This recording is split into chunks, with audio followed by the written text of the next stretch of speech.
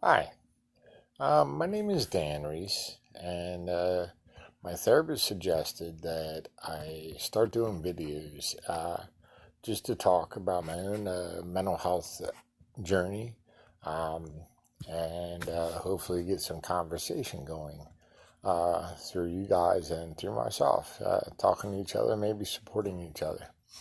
Uh, so, this being the first video, just wanted to do an introduction on basically where I've come from and where I'm at today. Um, I was raised in a great family. I, my neighbor not so great, and um, he up to date. I have 35 names that he hurt, like he hurt me. I was sexually abused by him over an 11-year period, anywhere from 300 to 500 times. Uh, he was a state constable, a professional clown, and a Santa Claus at Christmas time. Um, Around the age of 12, um, some things happened. There were films made of me uh, by him and another gentleman. Uh, so, also at the age of 12, I started to hallucinate. Um, I would eventually hallucinate 4 out of the 5 possible ways you can hallucinate.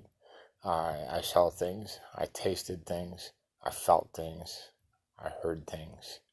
Um, uh, so anyway, self mutilation was a part of my life.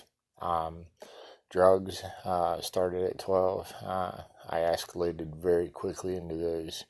Um, I would probably say I was addicted by 14. Um, I was also in business when I was around 15. Was my first business venture in that kind of thing. Um, I up today I have been clean a little over 20 years. I just celebrated 20 just a couple months ago. Um, so anyway, school was a terrible thing. Um, Hated school. Hated life. There were various little ways of trying to kill myself along the way. I No serious attempts it, in my high school years, but just things I would do that I knew could result in death. Um, so I went into the service. That only lasted a little less than a year. Um, Actually had the government where I wanted them. They left me out with the honorable discharge. Um, I bebopped around from town to town, um, woman to woman, sometimes man to man. Didn't matter to me at that time. Um, I had a lot of addictions along the way. There were drugs, there was gambling, there was sex, there was work, there was cigarettes, just not alcohol. Didn't really like getting sick. Um, I jumped from job to job all the time. I was never satisfied with life. Um, First real suicide attempt was in the 80s. I've attempted suicide 31 times.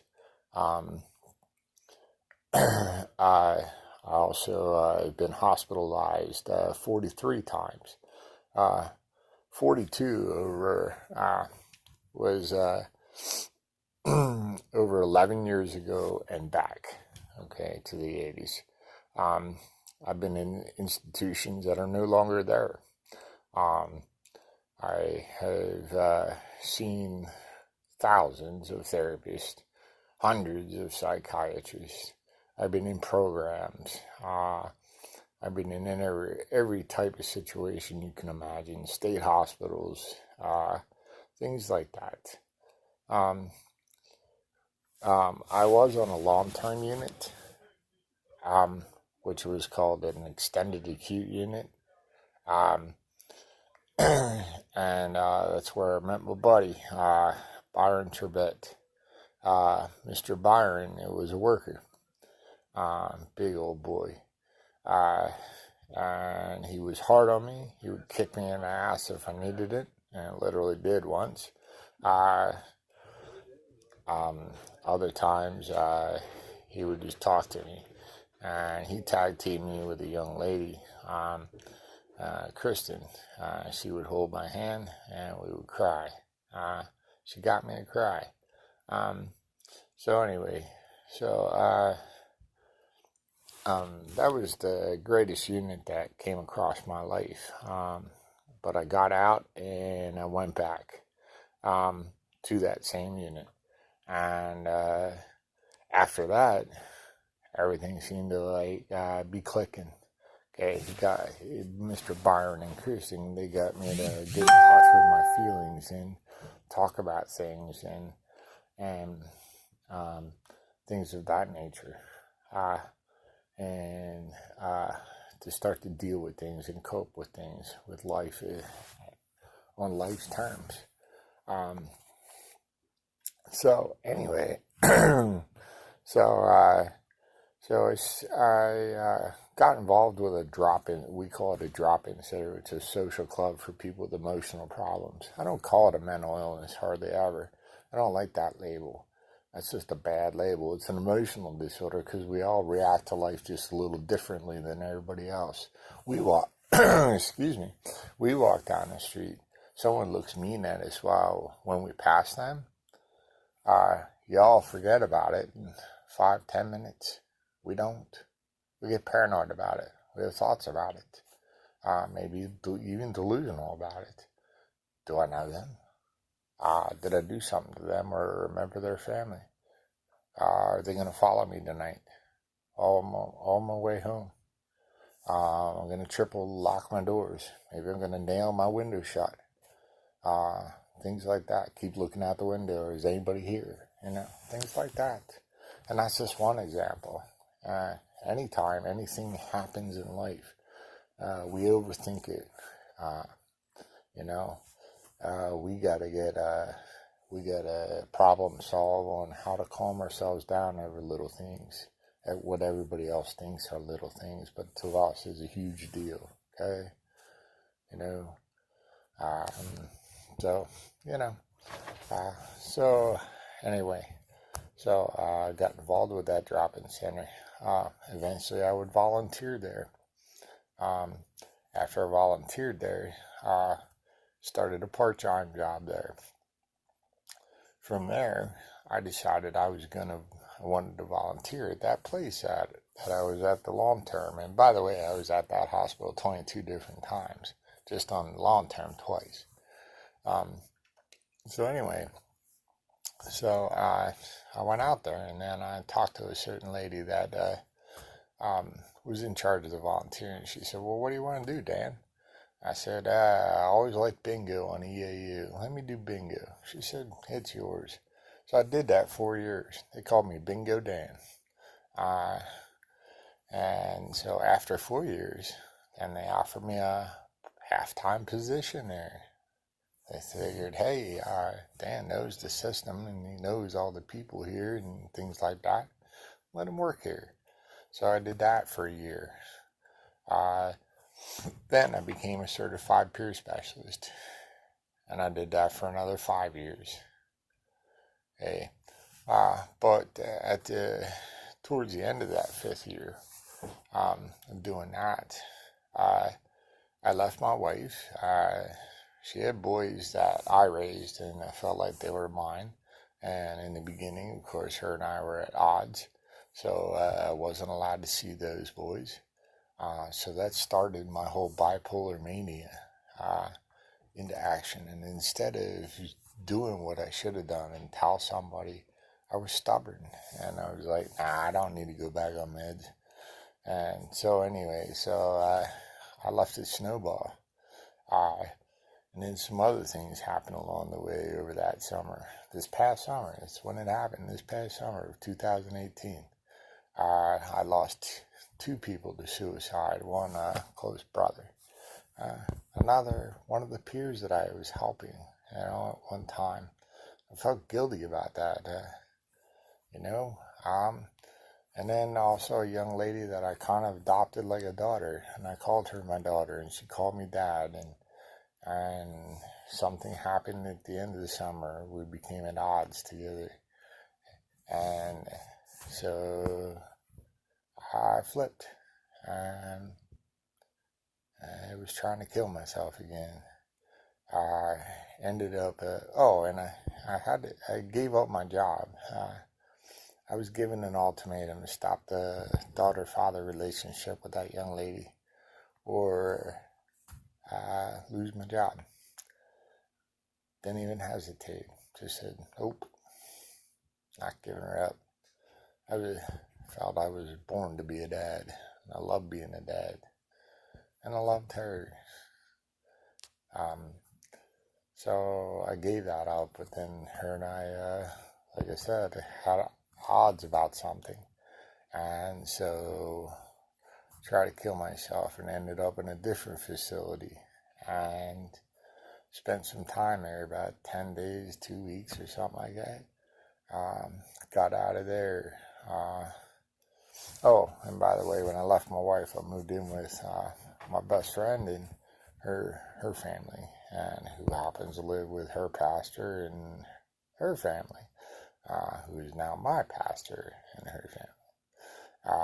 They are my family now, all these people.